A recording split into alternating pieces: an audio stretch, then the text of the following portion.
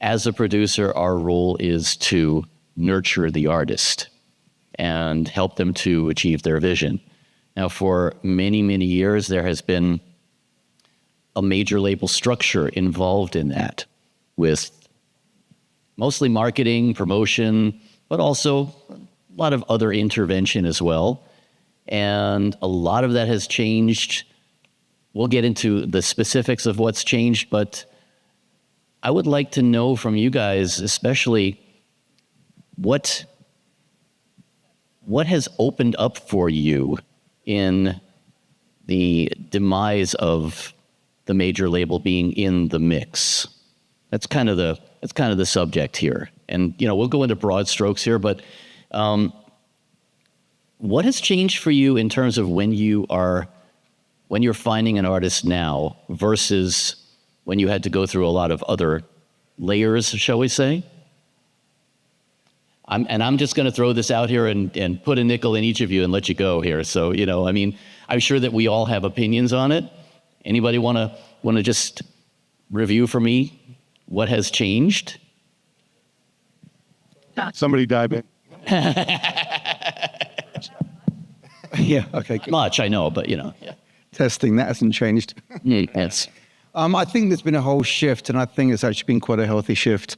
The power seems to be back in the hands of the artists. I think some of the confines that we would work in for a label with so many people involved, I think it's come back to a one-to-one relationship now, or with a band or with an artist. And I think, for myself, I find it really encouraging. I think the fact that most artists have the ability to make music, and many recognize they still need the expertise to help them achieve what's in their head. So that hasn't changed, but I think there's been much more creative freedom. If you want to just go back a little bit and do a little history, there was the way it used to be, the producers were record company people, and they were assigned to bands.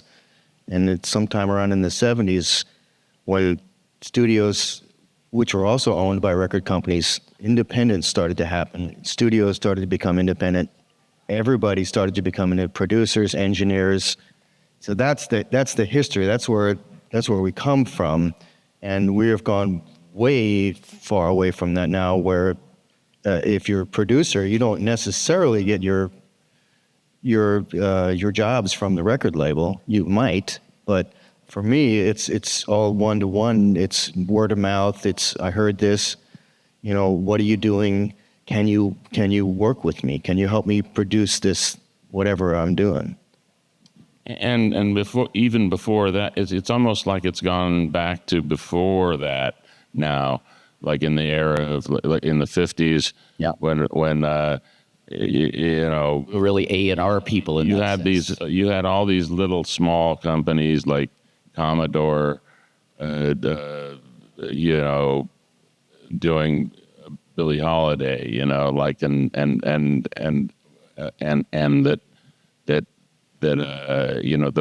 these artists would get found by these small companies. Otis Redding was a janitor at Stax, and someone, I think Steve Cropper heard him singing one day and said, "Hey, you should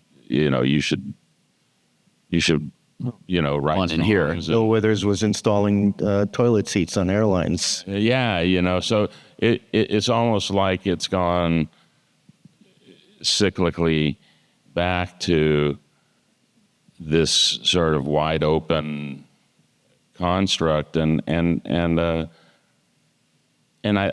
think that in some ways for me it's gotten better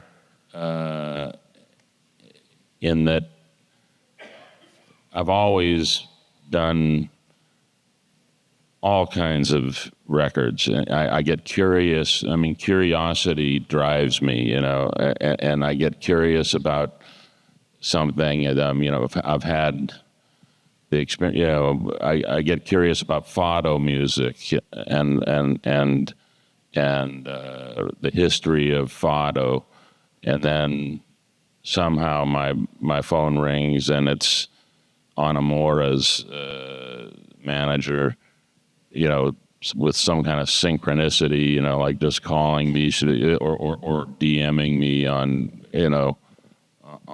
whatever social media platform, and so it's more unpredictable and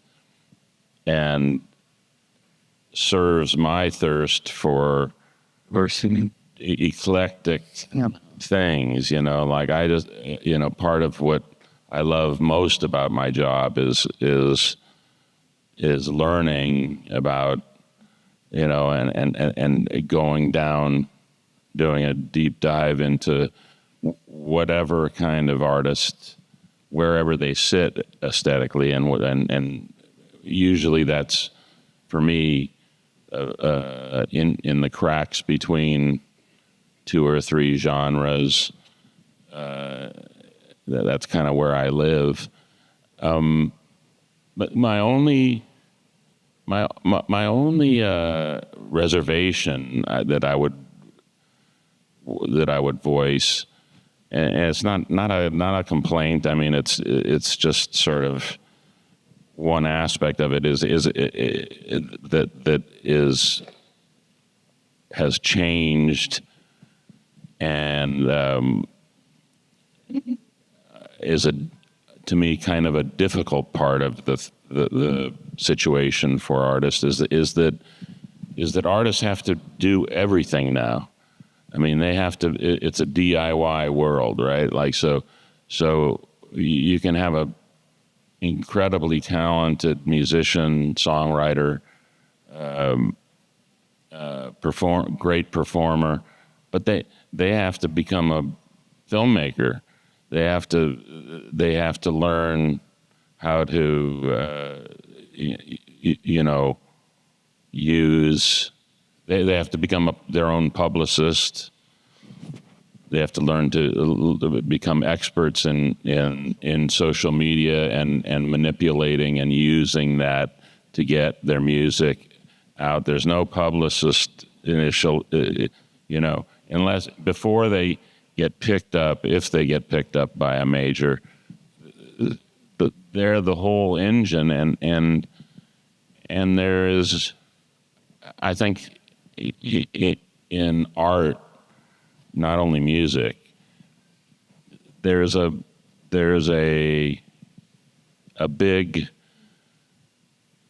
a wonderful thing about collaboration, in the same way that we work with artists, and there's this collaborative process, and we bounce ideas back and forth, and you end up with this thing that has been made by two people putting their minds together. Now the artist has to can't rely on an incredibly creative marketing person or PR person, or they just have to do everything, like they have to be ready to do everything. And I wonder sometimes if that affects the ability for people to write great songs and make something that is going to be great in a timeless way. Because their attentions are so scattered in all these other aspects, is what you're saying? They have to be. Yeah, of course. And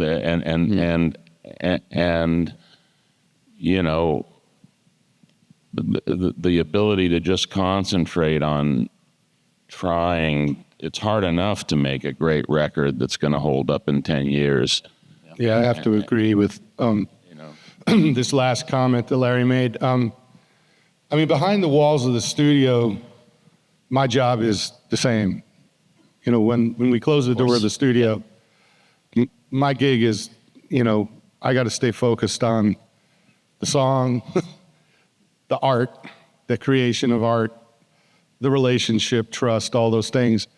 But like to talk about what Larry was just talking about briefly, and I come up against this often where the artist is like, if you're so focused on your social media and if you're so focused on all the other things and you're not focused on your music, the music suffers, but the music is the driver for it all. It's like, I'm personally not a TikTok guy, so I know that people put out a zillion TikTok videos and there are TikTok artists and all that and just call me old and like irrelevant in that respect. What's that? Fart. Well, I don't know. Someone would call me irrelevant. I'm good at making coffee. I've gotten really better at making coffee because we got to keep the artists awake and because Does make doing really so good much. coffee. And but like in relation to what Larry was just tipping off into, because the way the conversation started, it was about kind of went off right into the business of it, and I think that's it is. We have to now, as like for me as a producer and an engineer and a mixer, because I don't produce everything I engineer and I don't mix everything I engineer and I don't engineer everything I mix. But if I produce, engineer, and mix. That I do, and that's my gig. But I'm not personally a songwriter, like just because I wrote one song, I don't consider myself a songwriter.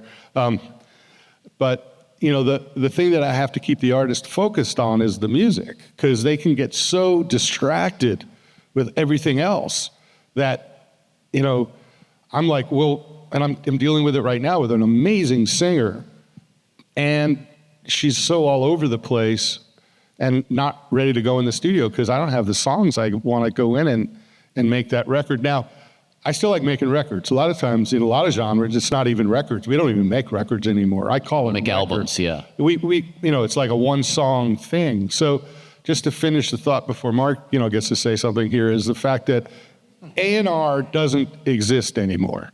Artist and repertoire. That's what A&R was. There were guys that their job was to go out and find music and bring it to whoever they thought was the appropriate person to make that record. And that's after the staff guys, because that was, the earliest were staff guys. So there are no A&R guys. So as far as the artist is concerned, the thing I've also seen for any artist out there that writes your own stuff, you guys become producers because you end up producing your own material. And engineers. And engineers. And then, you guys call me up to make you coffee because that's what I've gotten good at. So, That's one on my credit list, barista. I put that on there too. Oh, and he makes really good coffee too. I've been developing artists as well as being a producer, mixer for a lot of years. A big part of what I do is find artists and develop them and partner with majors or independent labels. And for me, it's made things a little easier for me that I don't have to please an A&R scout at a label. I can find an artist that we have a synergy together and see the same vision for a project, and we can spend the time to make those 3 or 4 songs and really find that focus without having to deal with trying to please a label. I mean, at some point I'm gonna need distribution, and we can do independent distribution, or I know, at least I've taken something that the vision that the artist and I had together, and I can take that to a label. As far as, I understand what everybody was saying, that the trouble with keeping an artist focused on the music and not being their own publicist, but an artist has to have input into their publicity. And if you can get, advice I give artists is, let's find your 50 or 30 most avid fans we'll go on social media, find those 15, right? Decide 15, 30, whatever it is. Find the 3 that are most active on social media, and make all 15 or 30 of them. You're my platinum circle and my fan club for the for eternity. You get into every show. I'll make a shirt or a special coat for you once a year, and then the top 3. If you give those top 3 if you spend one day a month, they'll try to create a new video or something every day because it's usually something stupid. It's like you're trying to think about your song, but now you got to think about a video, and you're eating a piece of toast, so you take a video of the piece of toast. It's a lot of them get sort of stupid. If you really plan 1 month, 1 day out of every month, you're going to go out and just shoot content and just focus on content that day, and then you don't have to do anything for the rest of the month. You got enough content in the bank that you can post a clever something, unless something really special happens in the studio and you want to post that. But you just have a lot of content, and you share some of that content with the top 3 of those super rabid fans, and they get to push content that nobody else has, right? This isn't content that you're posting. They have their own exclusive content. And I've also partnered up with some music business, music promotion classes at different colleges. And all right, I have I'll bring in and I'll work with the school and the professor to have the 20 students in the class. Here's your for real life assignment for the next 3 weeks. You get to actually work on a band that is either maybe on the label or they're independent. We're going to try to get onto a major label, but you're going to have to interact with me, the artist, and my manager, and get real world feedback on what you did. Like, that was a really crappy job. Like, you sent out 3 emails and they didn't have anything to do. What's the school where you did this? Or what was it? Where did you do this? Was that a school or university or a music school or what? I'm working with a couple actually universities in Nashville right now. We're getting ready to roll one out on a band I'm signing. So if they can have their fans working, and if you can get connect with a music school and give them some real wide with some real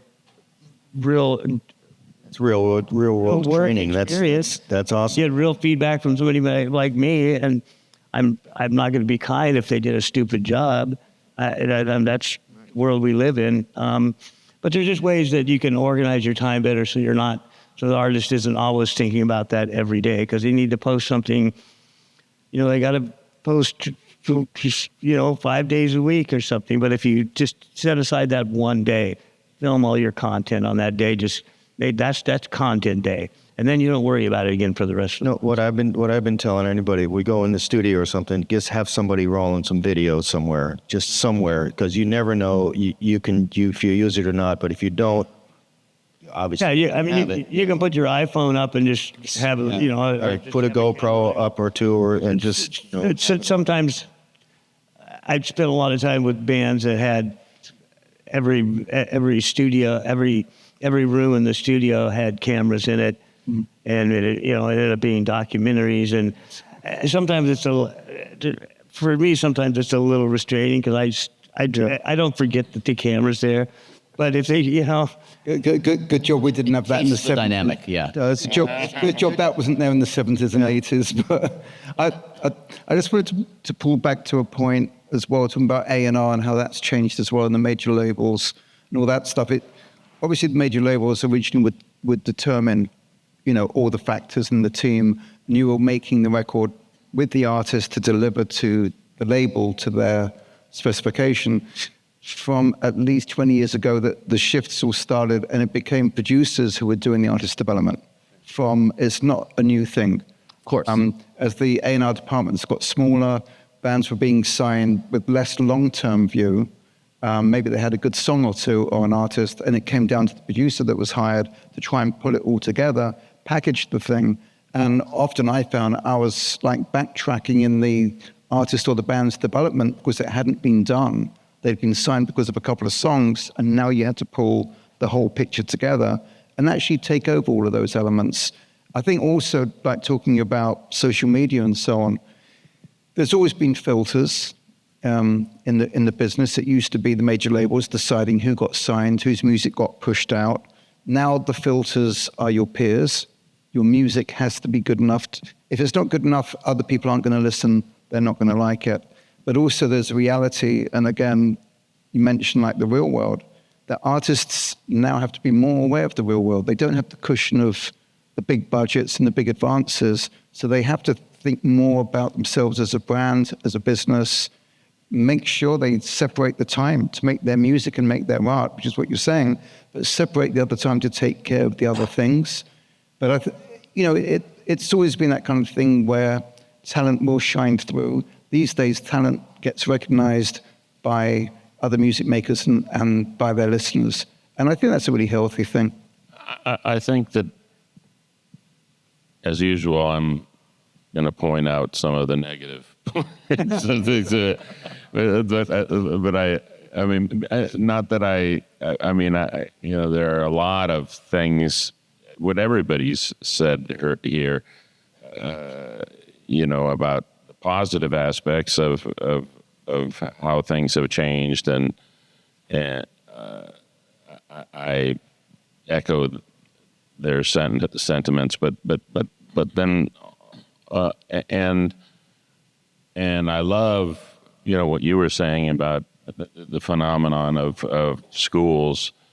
I do a couple of stretches at Berkeley, and I always never fails that I run into in working with artists there. I run into incredible talent, like both as far as the players and the artists that they find for me to work with and whatnot. But I think that that there's there is an aspect of sort of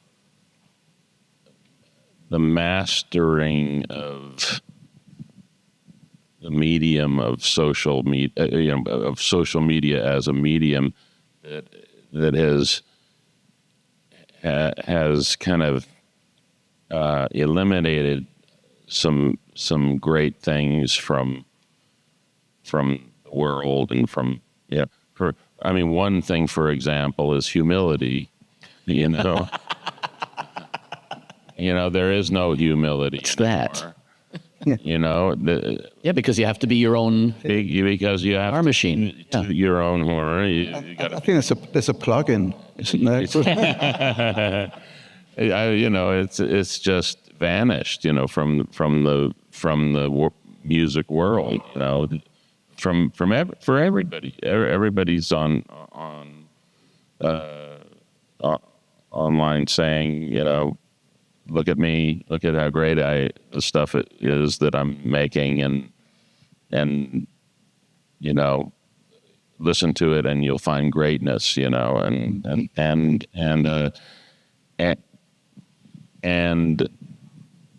the mastery of working something like TikTok has become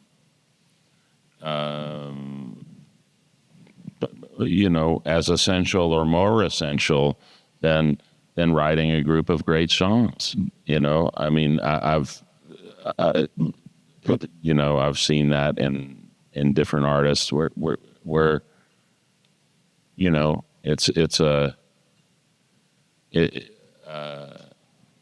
they just have become sort of masters of social media, and I have to say that as much as you can find incredibly talented people who do that, and that's a stroke of luck when you find that, because of course, if you happen to be wanting to try and get them positioned at a major in the few majors left, their numbers have to be incredibly high. That's the first, because that's the function of the A&R man now, is looking at what the social media numbers are, first of all, before the music even. I just wonder, you know, I mean, I do my best in the work that I do with artists, but I wonder about making great things, you know, like and how this kind of structure has affected that, you know, like the you know, well, you know, how many great records are going to be made that are going to be listened to for 20 years, you know. I have a lot of artists that reach out to me that want some, you know, work with me on development stuff and that have incredible numbers on TikTok, and that means nothing to me. If you don't have a great, I mean, I can find people who can help them get their TikTok numbers up, but if they don't have a great song and a great presence and know who they are, or at least have some kind of a vision for who they are, then hopefully I can help refine. But I don't look for somebody who's got the big social media numbers. I've had so many who've come to me that were way better at manipulating social media than writing songs. Right. Well, doesn't that bring it into a bigger question of how, I mean, because especially now, for the most part, you guys work with indie artists who probably care a little bit less about genres. But if you look at the way we consume music over the past 10, 20 years especially, it's gotten even more and more narrowcast in terms of genres. You have to fit into some particular niche. And doesn't that also impact the way you're working with these artists? If are they more conscious of that? Are they trying to fit into a certain thing? Or I tend to think differently on that. I think because radio isn't the main media and radio was so niche, you had to hit absolutely 100%. It's radio. Yeah. Well, there you go. But you had those restrictions, and you had the restrictions from labels with big budgets determining this record has to go down these pipelines and that's the direction, here's the machine to go behind it. What I find really energizing with artists is that they're not looking necessarily at making an album. The world has shifted. It always shifts. We've come through such major changes in the business and technology and the way that we do our work. The principles are still the same. But for artists, with the focus not being about the next album, I really see where they really work on their next song. They really, really work because they know there's a lot of competition out there. It's got to be better than the majority of the other stuff. And I actually see, again, a positive energy in it where they want that next song to be great, to be the best it can be, to have moved on from their previous song because they want to get more numbers, more listeners. But again, the jury is other people who listen to music. And you can listen to anything. It's at your fingertips. So that's for better or worse in a way, yeah, right? Revenue worse, but music-wise, a lot healthier because no one's telling you what you can have access to. You can find whatever you want to listen to, and the good stuff is being listened by other people. I'm gonna be really direct, I guess, or honest. I like helping people make music. That's what I like. I like sitting in the studio hearing something that I've been part of come out of the speakers. It's why I do what I do. It's so wearying, the social media. I admire Mark and anyone else and any artist that I try to be positive and a good positive reinforcement, man. But I don't want to deal with it. Larry used a word that I'm very into, humility or humble. I don't get to tell you how humble I am today. I don't get to take my own scorecard. My T-shirt doesn't say I'm so fucking humble, but at the same time... But you are. At the same time, humility is freedom from pride or arrogance. It's not thinking less of myself, it's thinking of myself less. And so for me to be a good producer, I have to be able to be a really good listener and also say things that are sometimes uncomfortable, like, you're not spending enough time on your music. You're spending so much time on your social media that I don't even want to follow you anymore because I don't want to see what you're. There's too much. I'm inundated with you. I'm seeing you in the studio every day. And I do understand like cameras in every room and all that stuff. Man, it gets so old to me. Like, when was the privacy of our recording process? Yeah. Like, the studio used to be a really private place. It was a safe and private place. Well, everybody got cameras on their phones. And now everyone's got a camera, and now I got to wonder whether I got a good haircut going. And it's like, I don't have good hair. Fuck it. Got my bald spot. And it's like, so. So, I mean, I just have to say it's really wearying to sit and have this conversation just focus on what I find to be, as much as it's important to you guys who are artists, and I'm not saying it's not. I'm just saying that to me, the best I'm going to do is say, that was a really good song, or you played a fucking kick-ass guitar, or you sang a great vocal. And I hope you have someone helping you, because if you're trying to do it all alone and do it on your own, you're probably not going to do so well. I mean, that's what I try to encourage people to be able to use your fans to do that. So, and just spend your one day a month, use your fans to do that. So you're not, exactly. Because a fan club. Yeah. If you're using all your time making social media, I agree with you. It's more important to make a great tune. So if you can get some people to help you with that, it's my thought. I never do social media myself, but I know how to tell people to connect with other people who can help them. I mean, I agree with you. I would never have cameras in my studio. That would just screw my day up royally. I don't want to think about that. So a lot of what I'm hearing though here is that there's now more freedom to go back to the real role of the producer as a pre-production role in really helping the artist before we get into the studio, right? I was going to say before we roll tape, which states me right there. But essentially, isn't that ideally the role that we want to have?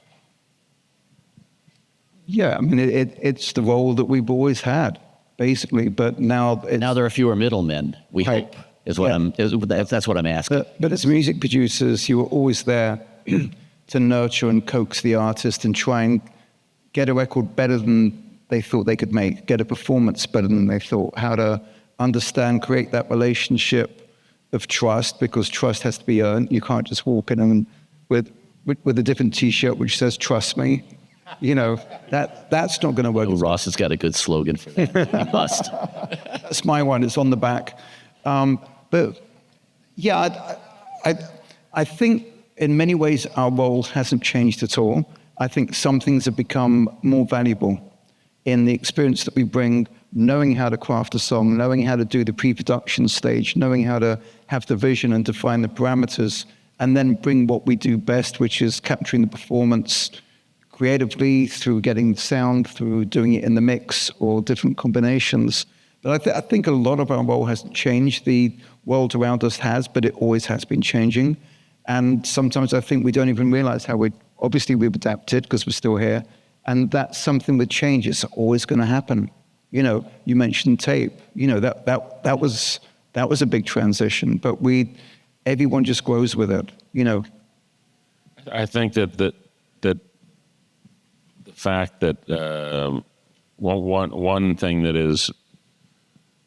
has become more difficult for artists is having the resources financially to have live musicians, for example, to have a room full of musicians that you make a record with.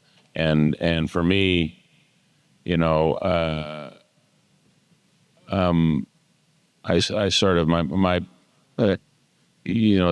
where my taste and where I find kind of the poetry and things usually is in some sort of unidentified nexus between genres, like the cracks between the cracks of things, and a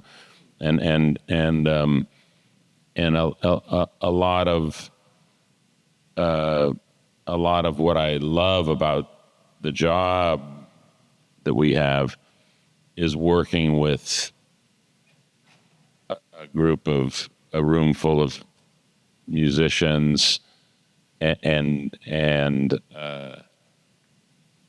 getting the best out of them and having the privilege of drawing on their Those magic moments. The ensemble. Happy accident. drawing on the synergy between them and you know, it's sort of also the sort of the ninja part of the job too, you know, like of being able to come into a studio and make people feel invested enough that you're going to draw something incredible out of them, you know, the musicians, and the reality of things for a lot of artists now is that they have to, you know, they have to do a whole lot in the box because it's you know, it's a different world as far as having the money to hire. That's it. Yeah. But How many musicians that we work with really haven't had that much experience of playing in an ensemble situation? Yeah. this is one of the things. Well, I think the That's pandemic huge. was interesting because it forced everyone into their boxes, all of us. You know, we all went into our boxes. Fortunately, I have a studio, and there I was working on a couple of records, and then I had to do overdubs on a couple things, long distance. So everyone is in their boxes, and now that it's opening up again, and the thing I've seen, and I think it's actually really cool, because I am in touch with a lot of younger artists. I mean, I work with some legacy artists, but I also, to me, it's the juice is in the young artists. That's where it's at for me. And because I'm old, okay? But anyway, so for me, the thing I love is that they're having had that experience of being locked away and in the box. The things that I took it for granted that every day I was in the studio was with a band or a bunch of people. And I've had the pleasure of recording Larry I mean, when musicians play together, something happens that can't happen any other way. It just doesn't happen. Yeah, their eyes roll up in their head, And we call that that too. magic. they lose themselves, Yeah. right? That's the magic. That's That's the when shit you call that- the paramedics, yeah. That's the shit that you can't get by going over it and over and over and over and over and carving it down. And so what I think has happened through the pandemic and coming out the other side is all those young musicians that were got into the box are like, oh shit, I like playing with other musicians.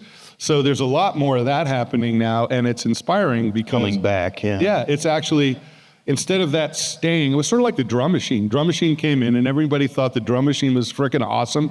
And drummers was like, I don't know when I'm gonna have a career, Jeff Porcaro, you know. And the drum machine is been integrated, you know. So I think there's a shift, and I think that's the interesting thing in seeing what happens, you know, that sometimes time has its own way of like leveling things out. I think we consider for a minute, if you have a demo of a song, however produced it is, you're going to go and you're going to produce it. It's been delivered to you by the artist. This is my song in whatever form it is. You write out a chart and you figure out all the people you want to play on it. Just to say rhythm sections, let's say 5 people, maybe 4 people. And you send the demo and the chart to all of them, and they sit in their rooms and they all play their own part, and then comes back to you and you put it together.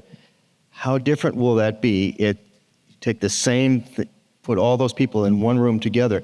They're going to be very, very different. And it goes to your point about making music records that will live on for 20 years. How many of the records that are on the radio today, when you're walking around the mall and you listening to whatever pop radio is today, you're not going to hear any of these songs in maybe 1 or 2, you know, and that's what's missing, in my opinion. So, And that's always been when I started doing the job, you know, and kind of transitioned into producing records in addition to playing on them, and you know, but my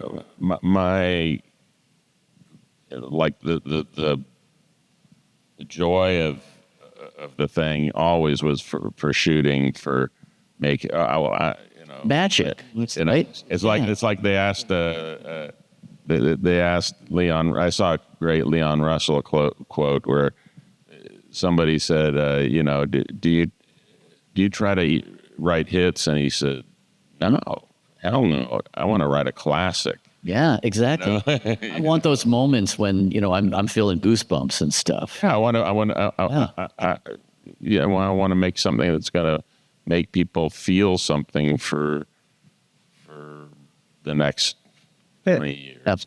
I mean, yeah, I generally love to work with live musicians more than just Absolutely. in the studio. So I mean, I've been doing this, you know, I started 1970. And you didn't have drum machines. So, but it's just, to me, it's just another tool to program stuff. It's just another tool that you can use. And sometimes Wicked Game, that's all I did with Chris. That was 1980 something. That was all programmed. I programmed the drums, the bass, on a synclavier. I did the whole and it worked. And we had one live acoustic guitar and an electric guitar and Chris's vocal, but the rest of it, I just programmed it. That worked great for that tune. We didn't do any other songs that way, but again, you just got to be careful what tools you're pulling out of the box. I think, you know, because but all the tools can help make a great song. That's just to me. You know, There's no rules in that sense, but it's just that's the one thing I love. Like why I started doing. I got into the business. I mean, there aren't any rules. I don't have to. Nobody can tell me what's right or what's wrong, you know. that's why we do what we do, because we follow rules. So I have been given a 10-minute notice about 4 or 5 minutes ago. I'm not really watching, but I would like to kind of open it up to some Q&A for the last few minutes, if that's... of course, none of us can see any of you, and I don't know if we got a microphone or anything like that. Do you exist if we don't see you? Yeah, that one. Okay, I go to the podium. That works. All right. Now you all get to queue up at this front of the microphone. Whoever gets there first. Hi, I'll start. I want to ask you guys, what's the advice that you would give to producers that are just starting out now? Like, what's the main thing that you know? I mean, the quick answer is don't. But the second, Do it if you have to. but the second answer is learn your art. It's what, you know, we're all learning. We've been doing this for some considerable time. I wouldn't want to add up the years, but thank God I feel I'm learning every day. I can't imagine the day that I would wake up and go, or halfway through a mix, and I go, oh my God, I think I just know everything. That's it. The horror and the fear would be overwhelming. Learn your trade. It's what we all did by getting into studios at the time. Those opportunities aren't really there. But we sat at the back of the room, bought tea and coffee and stuff, and watched great people in front of us or played with great people and learned our trade from other people that supposedly knew what they were doing. And that's how we learned. There's no substitute for putting in the graft, putting in the work, and learn how to make music and make better music. Most importantly, make music, get it out, learn, finish it, get the next music out, get it better, and just keep moving is what I've certainly done in my career. Yeah, to study great records. Yeah. And what makes them, you know, what makes them something that makes you feel something, and so incredibly intensely, because chances are, if it makes you feel that it's going to make a lot of other people feel that, you know, like, and that's for me always why I even started playing music was that, you know, that it was a way to feel something intensely and I, you know, identify those things and there's so many, you know, I mean, some incredible tools for learning the stuff that that we had to figure out how to learn. I mean, you have mixed with the masters, and you got these mediums. You have the YouTubes, Know whose shoulders you stand on, and then Oscar Wilde said it best: "Be yourself. Everybody else is already taken." Let's take another question. That's good. Thanks for all the insight all day, guys. It's been great. Quick question about deflated budgets and where you guys are kind of at with signing artists into kind of the production deal that might have money on the back end versus taking, production jobs that are paid up front or, in a more traditional way. Just like ratio-wise, I guess, maybe where you guys at with that? I mean, I do maybe 1 to 3 of those kind of deals a year. It's I can afford to do them, and it's fun. I like finding something that I think is cool. I don't really care if anybody else likes it. If I love the artist loves what they're doing and I love it, I'll take the chance. But I can't do. I think the most I've done in 1 year is probably 4. But I've had a few that paid off and made me as much money in my lifetime as I made for all the other jobs, So sometimes you can, it's like going to Vegas and betting it all on Red 13, Let's take another question. Yeah, this is the long. Yeah. I was wondering what advice you guys would have for musicians looking to do sessions or looking to be session musicians. I would just say find people to play with. No one's going to notice you if you're sitting on the bench. You've got to get out there. You've got to be seen. Also, that creates a whole different level of professionalism that you're going to have to step up to. There's nothing like being tested, and it will push you. If you want it, then push yourself to get better. But find people, to start out with. Find gigs. Do loads of gigs with different bands, different artists. 1 of them, 2 of them could blow up. And at the same time, you'll be seen as the go-to person for whatever you're doing. Just get out there. Don't sit on the bench waiting for someone to call you on. Cool. We have been notified that is all the time we have. Oh, I'm sorry. you go for another hour. Let's do it collectively. Thank you, guys.